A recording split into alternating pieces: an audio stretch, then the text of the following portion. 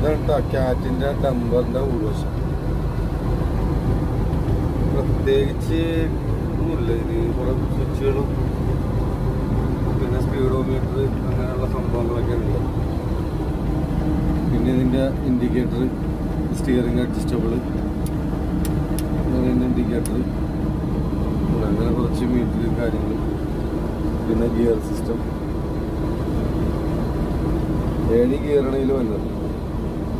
പിന്നെ ഇതിൻ്റെ hand brake. ഇതിൻ്റെ ഏറ്റവും വലിയ പ്രത്യേകത എന്താണെന്ന് വെച്ച് കഴിഞ്ഞാൽ ഇതിൻ്റെ ഓയിൽ ചേഞ്ച് മണിക്കൂറിലാണ്. ഇതാണ് അതിൻ്റെ മീറ്റർ. ഏകദേശം 350 മണിക്കൂറോളമാണ് ഇതിൻ്റെ ഓയിൽ ചേഞ്ച് ചെയ്യേണ്ടത്. 350 മണിക്കൂർ ഓടിക്കഴിഞ്ഞ് കഴിഞ്ഞാൽ ഓയിൽ ചേഞ്ച്. പിന്നെ ഇതിന് ഈ കമ്പനി AC ഇല്ല. AC കംപ്ലൈൻ്റ് ആയിട്ട് AC രണ്ടാമത് വേറെ വെച്ചേക്കനാണ്. AC കംപ്ലൈൻറ്റ് പുറകിൽ വെച്ചേക്കനാണ്. പിന്നെ ഇതിൻ്റെ ആക്സിലേറ്ററും ആക്സിലേറ്ററും അതേപോലെ ബ്രേക്കിൻ്റെ പെടലും രണ്ടും എയറിലാണ് വർക്ക് ചെയ്യണം. ഇപ്പോൾ രാവിലെ എടുക്കുമ്പോൾ എയർ ഇല്ലെന്നുണ്ടെങ്കിൽ രണ്ടും വർക്ക് ചെയ്യില്ല. ഇത്രയൊക്കെയാണ് ഇതിൻ്റെ ഉൾവശങ്ങൾ. ഇത് ക്യാറ്റിൻ്റെ നമ്പറാണ്, അതിൻ്റെ ഉൾവശമാണ് ഇതാണ്.